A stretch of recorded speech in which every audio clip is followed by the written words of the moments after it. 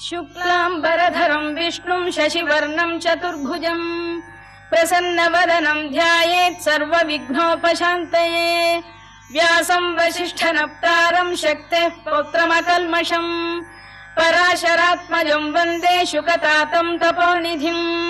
व्यासाय विष्णुरूपाय व्यासरूपाय विष्णवे नमो वै ब्रह्मनिधये वासिष्ठाय नमो नमः। अविकाराय शुद्धाय नित्याय परमात्मने सदैकरूपरूपाय विष्णवे सर्वजिष्णवे यस्य स्मरणमात्रेण जन्म संसारबन्धनात् विमुच्यते नमस्तस्मै विष्णवे प्रभविष्णवे। ॐ नमो विष्णवे प्रभविष्णवे। श्रीवैशम्पायन उवाच श्रुत्वा धर्मानशेषेण पावनानि च सर्वशः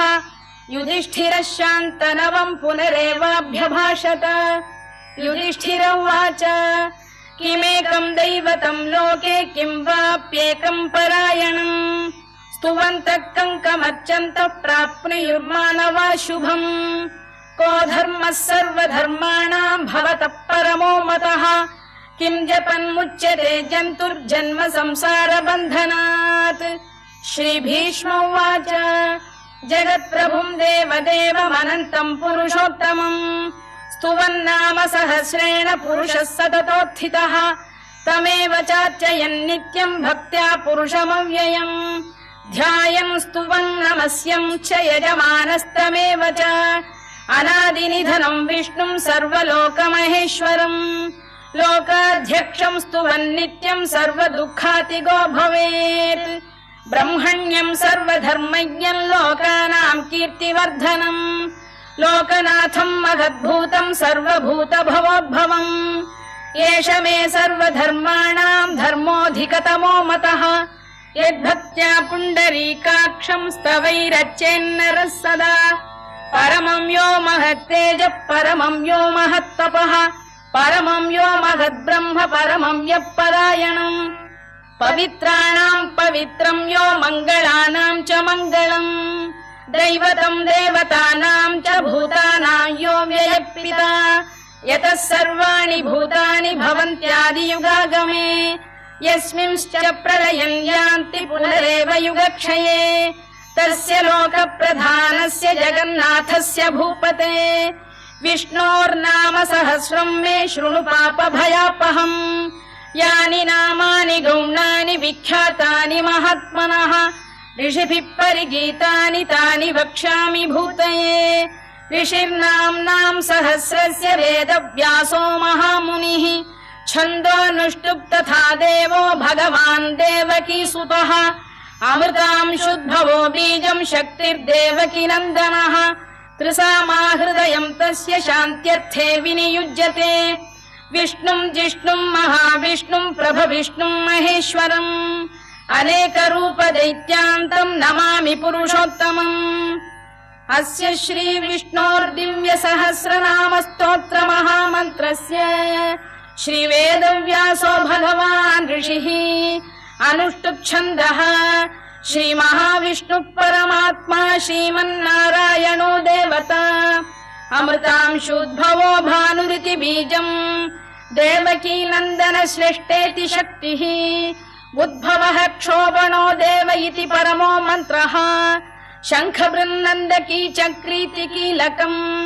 शार्ङ्गधन्वा गदाधर इत्यस्त्रम् रथाङ्गपाणिरक्षोभ्य इति नेत्रम् त्रिसामासामगः सामेति कवचम् आनन्दं परब्रह्मेति योनिः ऋतुः सुदर्शनकाल इति दिग्बन्धः श्रीविश्वरूप इति ध्यानम् श्रीमहाविष्णुप्रीत्यर्थे सहस्रनाम जपे विनियोगः ध्यानम् क्षीरोदन्वत्प्रदेशे शुचिमणिविलसत्सैकते मौक्तिकानाम् माला क्लुप्तासनस्थस्फटिकमणिनिभैर्मौक्तिकैर्मण्डिताङ्गः शुभ्रैरभ्रैरदभ्रैरुपरि विरचितैर्मुक्तपीयूषवर्षैः आनन्दीन पुनीयादरिनलिन गदा शङ्खपाणिर्मुकुन्दः भूः पादौ यस्य नाभिर्विहदसुरनिलश्चन्द्रसूर्यौ च नेत्रे कर्णावाशा शिरोद्यौर्मुखमपि दहनो यस्य वास्तेयमब्धिः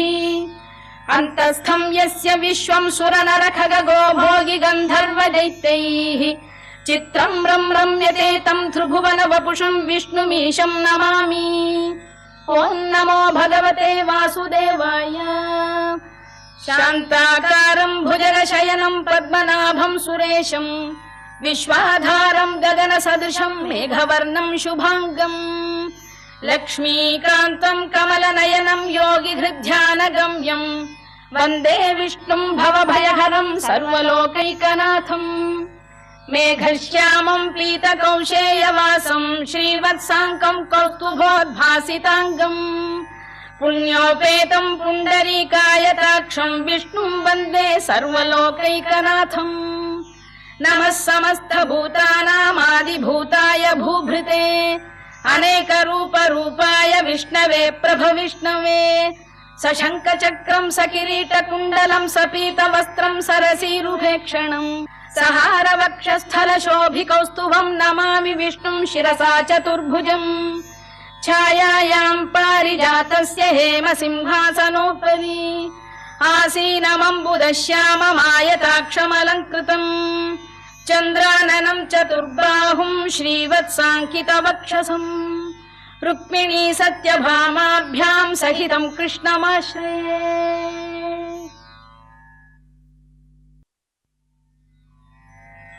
ॐ विश्वं विष्णुर्वषत्कारो भूतभव्य भवत्प्रभुः भूतकृद्भूतभृद्भावो भूतात्मा भूतभावनः भूतात्मा परमात्मा च मुक्तानां परमागतिः अव्ययः पुरुषः साक्षी क्षेत्रज्ञोऽक्षर एव च योगो योगविदां नेता प्रधानपुरुषेश्वरः नारसिंहवपुः श्रीमान् केशवः पुरुषोत्तमः सर्वः सर्वः शिवस्थाणुर्भूतादिर्निधिरव्ययः सम्भवो भावनो भर्ता प्रभवः प्रभुरीश्वरः स्वयंभूः शम्भुरादित्यः पुष्कराक्षो महास्वनः अनादिनिधनो धाता विधाता धातुरुत्तमः अप्रमेयो ऋषिकेश पद्मनाभोऽमरप्रभुः विश्वकर्मा मनुस्त्वष्टा स्थविष्ठस्थविरो ध्रुवः अग्राह्यः शाश्वतः कृष्णो लोहिताक्षप्रदर्दनः प्रभूतस्त्रिककुब्धाम पवित्रं मङ्गलं परम् ईशान प्राणद प्राणो ज्येष्ठः श्रेष्ठः प्रजापतिः हिरण्यगर्भो भूगर्भो माधवो मधुसूदनः ईश्वरो विक्रमी धन्वी मेधावी विक्रमक्रमः अनुत्तमो दुराधर्ष कृतज्ञ कृतिरात्मवान् सुरेशः शरणं शर्म विश्वरेता प्रजाभवः अधः संवत्सरो व्याल प्रत्ययः सर्वदर्शनः अजः सर्वेश्वरः सिद्धः सिद्धिः सर्वादिरच्युतः वृषाकपिरमेयात्मा सर्वयोगविनिसृतः वसुर्वसुमनः सत्यः समात्मा संमितः समः अमोघः पुण्डरीकाक्षो वृषकर्मा वृषाकृतिः रुद्रो बहुशिरा बभ्रुर्विश्वयोनिः शुचिश्रवाः अमृतः शाश्वतस्थाणुर्वरारोहो महातपाः सर्वगः सर्वविद्भानुर्विश्वक्सेनो जनार्दनः वेदो वेदविदव्यङ्गो वेदाङ्गो वेदवित्कविः लोकाध्यक्षः सुराध्यक्षो धर्माध्यक्षः कृताकृतः चतुरात्मा चतुर्व्यूहश्चतुर्दंष्टश्चतुर्भुजः भ्राजिष्णुर्भोजनं भोक्ता सहिष्णुर्जगदादिजः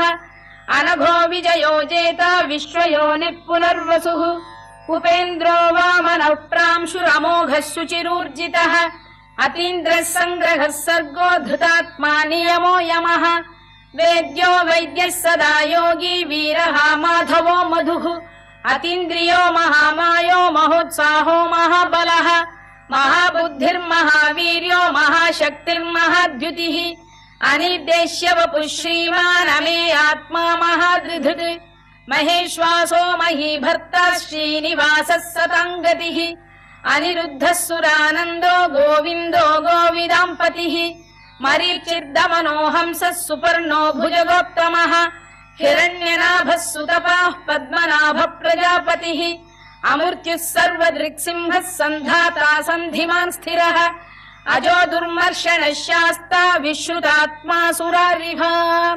गुरुर्गुरुतमो धाम सत्यः सत्यपराक्रमः निमिषो निमिषस्रग्वी वाचस्पतिरुदारधीः अग्रणीर्ग्रामणी श्रीमान् न्यायो नेता समीरणः सहस्रमूर्धा विश्वात्मा सहस्राक्षः सहस्रपात् आवर्तनो निवृत्तात्मा संवृतः सम्प्रमर्दनः अधः संवर्तको वह्निरनिलो धरणीधरः सुप्रसाद प्रसन्नात्मा विश्वधृक् विश्वभुग् विभुः सत्कर्ता सत्कृतः साधुर्जन्मुर्नारायणो नरः असंख्येयो प्रमेयात्मा विशिष्टः शिष्टकृच्छुचिः सिद्धार्थ सिद्ध संकल्पः सिद्धिदः सिद्धिसाधनः वृषाही वृषभो विष्णुर्वृषपर्वा वृषोदरः वर्धनो वर्धमानश्च विविक्तः श्रुतिसागरः सुभुजो दुर्धरो वाग्मी महेन्द्रो वसुदो वसुः नैकरूपो बृहद्रूपः शिपिविष्टप्रकाशनः ओजस्तेजोद्युतिधरः प्रकाशात्मा प्रतापनः वृद्धस्पष्टाक्षरो मन्त्रश्चन्द्रांशुर्भास्करद्युतिः अमृतांशुद्भवो भानुः शशबिन्दुः सुरेश्वरः औषधम् जगतः सेतुः सत्यधर्मपराक्रमः भूतभव्यभवन्नाथ पवनः पावनो नरः कामः कामकृत्कान्तः कामः कामप्रदः प्रभुः युगादिकृद्युगावर्तो नैकमायो महाशनः अदृश्यो व्यक्तरूपश्च सहस्रजिदनन्तजित् इष्टो विशिष्टः शिष्टेष्टः शिखण्डी नघुषो वृषः क्रोधः क्रोधकृत्कर्ता विश्वबाहुर्महीधरः अच्युत प्रथित प्राण प्राणदो वासवानुजः अपां निधिरधिष्ठानमप्रमत्त प्रतिष्ठितः स्कन्द स्कन्दधरो धुर्यो वरदो वायुवाहनः वासुदेवो बृहद्भानुरादिदेवः पुरन्दरः अशोकस्तारणस्तारः शूरः शौरिर्जनेश्वरः अनुकूलः शतावर्तः पद्मी पद्मनिभेक्षणः पद्मनाभोरविन्दाक्षः पद्मगर्भः शरीरभृत् महर्धिर्वृद्धो वृद्धात्मा महाक्षो गरुडध्वजः अतुलः शरभो भीमः समयज्ञो हविर्हरिः सर्वलक्षणलक्षण्यो लक्ष्मीवान् समितिञ्जयः विक्षरो रोहितो मार्गो हेतुर्दामोदरः सः महीधरो महाभागो वेगवानमिताशनः उद्भवः क्षोभणो देवः श्रीगर्भः परमेश्वरः करणम् कारणम् कर्ता विकर्ता गहनो गुहः व्यवसायो व्यवस्थानः संस्थानस्थानदो ध्रुवः परधिक् परमस्पष्टः तुष्टः पुष्टः शुभेक्षणः रामो विरामो विरतो मार्गो नेयो नयोनयः वीरः शक्तिमताम् श्रेष्ठो धर्मो धर्मविदुत्तमः वैकुण्ठः पुरुष प्राण प्राणद प्रणव पृतुः हिरण्यगर्भः शत्रुघ्नो व्याप्तो वायुरभोक्षजः ऋतुः सुदर्शनकार परमेष्ठी परिग्रहः उग्रः संवत्सरो दक्षो विश्रामो विश्वदक्षिणः विस्तारस्थावरस्थाणुः प्रमाणम् बीजमव्ययम् अर्थोऽनर्थो महाकोशो महाभोगो महाधनः अनिर्विण्णस्थविष्ठो भूर्धर्मयूपो महामखः नक्षत्रनेमिर्नक्षत्री क्षमः क्षामः समीहनः यज्ञयुज्यो महेद्यश्च क्रतुः सत्रम् सताङ्गतिः सर्वदर्शी विमुक्तात्मा सर्वज्ञो ज्ञानमुत्तमम् सुव्रतः सुमुखः सूक्ष्मः सुघोषः सुखरः सुहृद् मनोहरो जितक्रोधो वीरबाहुर्विदारणः स्वापनः स्ववशो व्यापी नैकात्मा नैककर्मकृत् वत्सरो वत्सलो वत्सी रत्नगर्भोधनेश्वरः धर्मकृद्धर्मी सदसक्षरमक्षरम् अविज्ञाता सहस्रांशुर्विधाता कृतलक्षणः गभस्तिनेमिः सत्तस्तः सिंहो भूतमहेश्वरः आदिदेवो महादेवो देवेशो देवभृद्गुरुः उत्तरो गोपतिर्गोप्ता ज्ञानगम्यः पुरातनः शरीरभूतभृद्भोक्ता कपीन्द्रो भूरि दक्षिणः सोमपोऽमृतपः सोमः पुरुजित् पुरुसत्तमः विनयो जयः सत्यसन्धो दाशार्हः सात्वताम् पतिः जीवो विनयिता साक्षी मुकुन्दोमित विक्रमः अम्भो निधिरनन्तात्मा महोदधिशयोऽन्तकः अजो महार्घ स्वाभाव्यो जिता मित्र प्रमोदनः आनन्दो नन्दनो नन्दः सत्यधर्मात्रिविक्रमः महर्षि कपिलाचार्य कृतज्ञो मेदिनीपतिः त्रिपदस्त्रिदशाध्यक्षो महाशृङ्गकृतान्तकृत् महावराहो गोविन्दः सुषेण कनकाङ्गनी गुह्यो गभीरो गहनो गुप्तश्चक्रगदाधरः मेधास्वाङ्गो कृष्णो दृढः सङ्कर्षणोच्युतः वरुणो वारुणो वृक्ष पुष्कराक्षो महामनाः भगवान् भगहानन्दी वनमाली हलायुधः आदित्यो ज्योतिरादित्यः सहिष्णुर्गति सप्तमः सुधन्वाखण्ड परशुर्दारुणो द्रविणप्रदः दिवस्पृक् सर्वदृग्व्यासो वाचस्पतिरयो निजः त्रिसामासामगः साम निर्वाणम् भेषजम् भिषज सन्न्यासकृच्छमः शान्तो निष्ठा शान्तिपरायणम् शुभाङ्गः शान्तिदः स्रष्टा कुमुदः कुवलेशयः गोहितो गोपतिर्गोप्ता वृषभाक्षो वृषप्रियः अनिवर्ती निवृत्तात्मा संक्षेप्ताक्षेमकृत् शिवः श्रीवत्सवक्षः श्रीवासः श्रीपतिः श्रीमताम्बरः श्रीधः श्रीशः श्रीनिवासः श्रीनिधिः श्रीविभावनः श्रीधर श्रीकर श्रेयः श्रीमान् लोकत्रयाश्रयः स्वक्षस्वङ्गः शतानन्दो नन्दिर्ज्योतिर्गणेश्वरः विजितात्मा विधेयात्मा सत्कीर्तिश्छिन्न संशयः उदीर्णः सर्वतश्चक्षुरनीशः शाश्वतः स्थिरः भूषयो भूषणो भूतिर्विशोकः शोकनाशनः अर्चिष्मानर्चितः कुम्भो विशुद्धात्मा विशोधनः अनिरुद्धो प्रतिरथ प्रद्युम्नोमित विक्रमः कालनेमिनिः वीरः शौरिः शूरजनेश्वरः त्रिलोकात्मा त्रिलोकेशः केशवः केशिहा हरिः कामदेवः कामपालः कामी कान्तकृतागमः अनिर्देश्य वपुर्विष्णुर्वीरोऽनन्तो धनञ्जयः ब्रह्मण्यो ब्रह्मकृद्ब्रह्मा ब्रह्म ब्रह्म विवर्धनः ब्रह्म विब्राह्मणो ब्रह्मी ब्रह्मज्ञो ब्राह्मण प्रियः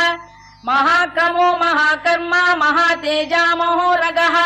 महाक्रतुर्महायज्वा महायज्ञो महाहविः स्तव्यस्तव प्रियस्तोत्रम् स्तुतिस्तोतारण प्रियः पूर्णः पूरयिता पुण्य पुण्यकीर्तिरनामयः मनोजवस्तीर्थकरो वसुरेता वसुप्रदः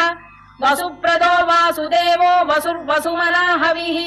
सद्गतिः सत्कृतिः सत्ता सद्भूतिः सत्परायणः शूरसेनो यदुश्रेष्ठः सन्निवासः सुयामुनः भूतावासो वासुदेवः सर्वासु निलयो नलः दर्पः दर्पदो दृप्तो दुर्धरोऽथा पराजितः विश्वमूर्तिर्महामूर्तिर्दीप्तमूर्तिरमूर्तिमान् अनेकमूर्तिरव्यक्तः शतमूर्तिः शताननः एकोनैकः सवक्कः किम् यत्तत्पदमनुत्तमम् लोकबन्धुर्लोकनाथो माधवो भक्तवत्सलः सुवर्णवर्णो हेमाङ्गो वराङ्गश्चन्दनाङ्गदी वीरः विषमः शून्यो घृता क्षीरचरश्चलः अमानी मानदो मान्यो लोकस्वामी त्रिलोकभृत् सुमेधा मेधजो धन्यः सत्यमेधाधराधरः तेजो वृषोद्युतिधरः सर्वशस्त्रभृताम्बरः प्रग्रहो निग्रहो व्यग्रो नैकशृङ्गो गदाग्रजः चतुर्मूर्तिश्चतुर्बाहुश्चतुर्व्यूहश्चतुर्गतिः चतुरात्मा चतुर्भावश्चतुर्वेदविदेकपात् समावर्तो निवृत्तात्मा दुर्जयो दुरधिक्रमः दुर्लभो दुर्गमो दुर्गो दुरावासो दुरारिः शुभाङ्गो लोकसारङ्गः सुतन्तुस्तन्तु वर्धनः इन्द्रकर्मा महाकर्मा कृतकर्मा कृतागमः उद्भवः सुन्दरः सुन्दो रत्ननाभः सुलोचनः अर्को वाजसनः शृङ्गी जयन्तः सर्वविजयी सुवर्णबिन्दुरक्षोभ्यः सर्ववागीश्वरेश्वरः महाह्रदो महागर्तो महाभूतो महानिधिः कुमुद कुन्दर कुन्द पर्जन्य पावनो निलः अमृताशोऽमृतवपुः सर्वज्ञः सर्वतोमुखः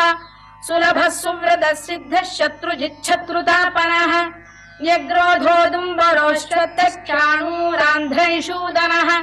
सहस्रार्चिः सप्तजिह्वः सप्तैधा सप्तवाहनः अमूर्तिरनघोचिन्त्यो भयकृद्भयनाशनः अणुबृहत्कृशस्थूलो गुणभिर्निर्गुणो महान् अधृतस्वधृतस्वास्य प्राग्वंशो वंशवर्धनः भारभृत्कथितो योगी योगीशः सर्वकामदः आश्रमश्रमणः क्षामः सुपर्णो वायुवाहनः धनुर्धरो धनुर्वेदो दण्डो दमयिता दमः अपराजितः सर्वसहो नियन्ता नियमो यमः सत्त्ववान् सात्विकः सत्यः सत्यधर्मपरायणः अभिप्रायप्रियार्होः प्रियकृत्प्रीतिवर्धनः विहाय सगतिर्ज्योतिः सुरुचिर्कुतभुग्विभुः रविर्विरोचनः सूर्यः सवितारविलोचनः अनन्तो हुतभुग्भोक्ता सुखदो नैकजोऽग्रजः अनिर्विण्णः सदामर्षी लोकाधिष्ठानमद्भुतः सनात्सनातनतमः कपिलः कपिरव्ययः स्वस्तिदः स्वस्तिकृत् स्वस्ति स्वस्ति भुक् स्वस्ति दक्षिणः अरौद्रः कुण्डली चक्री विक्रम्यूर्जितशासनः शब्दातिकः शब्दसः शिशिरः शर्वरीकरः अक्रूरपेशलो दक्षो दक्षिणः क्षमिणाम्बरः विद्वत्तमो वीतभयः पुण्यश्रवणकीर्तनः उत्तारणो दुष्कृतिः पुण्यो दुःस्वप्ननाशनः वीरः रक्षणः सन्तो जीवनः पर्यवस्थितः अनन्तरूपोऽनन्तः श्रीर्जितमन्युर्भयापहः चतुरश्रो गभीरात्मा विदिशो व्यादिशो दिशः अनादिर्भूर्भुवो लक्ष्मी सुवीरो रुचिराङ्गदः जननो जनजन्मादिर्भीमो भीमपराक्रमः आधारनिलयो धाता पुष्पहास प्रजागरः ऊर्ध्वगः सत्पथाचार प्राणद प्रणवप्रणः प्रमाणम् प्राणनिलय प्राणभृत्प्राणजीवनः तत्त्वम् तत्त्वविदेकात्मा जन्म मृत्युजरातिगः भूर्भुवः स्वस्तरुस्तारः सविता प्रपितामहः यज्ञो यज्ञपतिर्यज्वा यज्ञाङ्गो यज्ञवाहनः यज्ञभृद्यज्ञकृद्यज्ञी यज्ञभुग्यज्ञसाधनः यज्ञान्तकृद्यज्ञगुह्यमन्नमन्नाद एव च आत्मयोनिः स्वयम् जातो वैखानः सामगायनः देवकीनन्दनः स्रष्टा क्षितीशः पापनाशनः शङ्खबृन्नन्दकी चक्री शार्ङ्गधन्वा गदाधरः तथाङ्गपाणिरक्षोभ्यः सर्वप्रहरणायुधः सर्वप्रहरणायुधवोन्नम इति वनमाली गरीशाङ्गी शङ्खी चक्री च नन्दकी